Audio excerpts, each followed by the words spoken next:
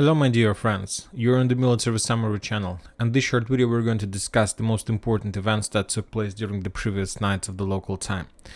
Of course, first of all, we're going to start with the Kupyansk front line. During the night we got a lot of very interesting updates, a lot of details about the operation, about the current status in this area, and so let's discuss them one by one. First of all, we got update that somewhere at 10 p.m. of the local time, to be more precise, at 11 p.m. of the local time, the Russian sources reported that the Russians managed to enter Sinkovka and that Ukrainians started evacuation process and withdrawal their positions. So basically, the Russians entered the settlement from the forest on the south of Liman I, and after that the Russians started declaring operation in the northern outskirts of that settlement. The question is why the Ukrainians took a decision to step back. Furthermore, somewhere at let's say at 2 a.m. or half past 1 a.m. of the local time, the Russians reported that they managed to liberate and capture or establish 100% control over the settlement. For now, we haven't received any official statements, any official reports regarding the situation in Sinkovka, but very reliable sources and very high authorities of the LPR Republic reported that the Russians during the previous days, including the previous night, managed to develop and develop their positions and their bridgehead in the vicinity of Liman I, Alshany, Sinkovka, and in the vicinity, the most important, Ivanovska, this small settlement that located on the west of Yahidne. So, as I understand, the Ukrainians, of course, probably had some plans to protect Sinkovka, to fight with the Russians and so on. And when the Russians entered the settlement from the north, probably there were clashes in this area. But according to the reports, the Russians attacking not just from Liman I, also the Russians are trying to develop their offensive operation from Alshany. So, as I understand, exactly because of this movement, the Ukrainian sources realized that currently they can get encircled, and that was the reason why the Ukrainians took a decision to step back. So from one side we see, this is very important, by the way, the piece of news, because if we take a look at the map, we see a lot of mechanized forces in this area, a few territory defense brigades. Probably there is a lack of artillery brigades. According to information we have, there is just 15th artillery recon brigade. Probably some brigades, the Ukrainians have possibilities, artillery brigades, to redeploy from Liman front line. But anyway, we see that Ukrainians took a decision to step back and not to fight till the last Ukrainians for the settlement. Probably we see currently the evolution of Ukrainian military idea and military doctrine. Currently they understand that sometimes it is much more important to save army and soldiers, but not to fight for some settlements that located in the gray zone. Anyway, according to unofficial sources, the Ukrainians stepped back to the south. Furthermore, the Russians, some sources reported that there was a very fierce clashes and close combat exactly in the vicinity of Kupyansk. So basically there was fightings in the settlement. Probably the Russians currently have already established control, not full, but probably some control. Currently maybe there is a clearing operation and ongoing Russian offensive operation. Furthermore, the sources reported that according to Ukrainian sources, the Ukrainians took a decision to step back. Furthermore, the source reported that Ukrainians have already evacuated territory defense brigades, and there are just mechanized forces, and some sources are saying that because of like a very big number of mechanized forces in this area, probably this is not the forces that are going to repel the Russians' attack, but probably this is the mobile rearguard forces that will withdraw their positions when time comes, or something like this. So furthermore, this is exactly the situation. So the Ukrainians understand that probably they will be forced to step back. From my side, as I understand, that currently I'm not sure that Ukrainians are going to step back. Maybe this is another like fake operation from the Ukrainian side, and they've tried to force the Russians to start attacking, to be more active, to stretch their offensive orders and so on. But the thing about the absence of territory defense brigades, and that the major part of the forces is mechanized forces, of course, this forced me to think about many different tactics and many different things that can be developed in this bridgehead. Furthermore, the Ukrainians confirmed that the Russians continue pressure in direction of Ivanovka and Stepovo-Novoselovka, but yet without any progress in this direction.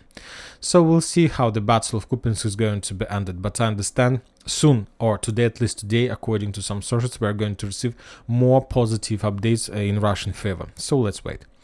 Now we are moving further to the south, to Bakhmut-Artyomovsk area. There are no changes on the ground as well. There is no changes in comparison with the previous days. The Ukrainians continue their bombing and shelling on the Russian positions in the vicinity of the settlement with drones, trying to control and to save control over the supply roads of the Russian forces in the vicinity of Klishchiivka and in the vicinity of Andreevka. The Ukrainians control the roads. The situation is very difficult for the Russians. If we increase the number of updates, we see that the main roads are under Ukraine control. They see everything and they try to destroy every single Russian armored vehicle or truck that moves in the direction of Klishchiivka and Andreevka, and that can bring some supply and support in this area. From the Russian side, we got video how the Russians destroyed the M777 howitzer somewhere in the vicinity of Chasov Yar. The howitzer that Ukrainians were using to support their offensive forces, probably on the northern part of the northern flank of Bakhmut during the failed attempt to penetrate the Russians' defense belt, and the Russians published another video of bombings of the Ukrainians in Klishchiivka. Now we're moving further to the south, and we got also a lot of updates from Urozhaino. As you can see, according to the map, I have updated the map. Currently, the situation, the Ukrainians published the video how they entered the settlement from the south, and basically this information confirms that the Russians in Urozhaino were attacked from two sides, from the north and from the south, and currently the settlement is in the gray zone. I'm not saying that like this the situation is 50-50 in this area, but not there is no full control of the Russians over the settlement. The Ukrainians attacked the Russians from the south, and with just mobile infantry groups that can cross this river with the small platoons and to enter the southwestern part, and the Ukrainians try to dig in deeper on the north and to continue offensive operation from the north. The Russians are trying to stick to the central part and to save control over the main evacuation roads that's still under Russian control. So this is the first evacuation road for the Russians that they can use for evacuating soldiers along the forest lines, and of course the strict way to the south along the edge streets in the central and the east central part of Urozhaino. But yet nobody controls the settlement for 100%. Now we are moving further to Bradley Square, to Orekhov area. I have also updated this map. These previous days, the previous 24 hours, the Ukrainians launched counter-offensive operation, and the Russians published the results of that attack. The Ukrainians sent armored vehicles, sent infantry. The Russians discovered and started attacking the Ukrainians with the demining equipment. Maybe this is not like a clearing operation or something like this, but anyway, there was like some clashes in this area, so that's why I took a decision to change the status of this territory also in the gray zone. So let's keep it like this. Also, the Ukrainian sources published the first probably evidence of massive usage of cluster munition, cluster rounds in the vicinity of Rabotina. So on this video, on this photo, we can see how the Russians were bombing and attacking the Ukrainian positions in the fields, which also confirms the control of this territory, that this territory is under Ukrainian control, and this is the massive usage of cluster rounds. And probably Rabotina was the first area where the Russians started using this type of weapon massively. When talking about Dnipro area, we haven't received nothing after the clashes in Kozachye Lagery. The only thing I would like to note that the Ministry of Defense of Russian Federation reported that they even were forced to use flamethrower systems in this area to stop the Ukrainian activity in this area during the previous days. Anyways, I understand the Ukrainians were forced to step back, and probably the Ukrainians have some forces, infantry, and some reconnaissance squads in the islands between the banks of the river. But the thing is that according to the Ukrainian sources, those days they were like meeting in the general staff of Ukraine with Zelensky, and Zelensky are trying to force the Ukrainian military authorities to start this operation, let's say the ID operation, landing operation at Dnipro River. The Ukrainians understand, the Ukrainian military authorities understand which kind of level of losses they will face during this operation, but Zelensky insists on this operation because of pressure from the Western countries, because he needs to show some results. And first and the most important, Zelensky wants this operation not because of like even support from the Western countries. Zelensky wants to repeat the same situation as the Russians made in Kupyansk front line. While the fierce clashes in the vicinity of Zaporozhye area, the Russians activated their offensive operation in the vicinity of Kupyansk area, which forced Ukrainians to send significant number of reserves. And the only possible solution for the Ukrainians how to slow down and to stop the Russians in Kupyansk is to open and to create another points of pressure. And the only solution he see is to open the front line in the Kherson area somehow, no matter the losses, which will force the Russians to stop in Kupyansk and will force the Russians to send significant number of reserves in this direction, just with one purpose: to slow down and to stop the Ukraine offensive operation, no matter how bloody this operation is going to be. Also, the Russians reported that this night they managed to prevent the drone attack in direction of Moscow from Ukraine. So another drones were sent from the territory of Ukraine, or probably somewhere from the area of Moscow. Those drones were shut down, and another drone attack took place in Crimea as well.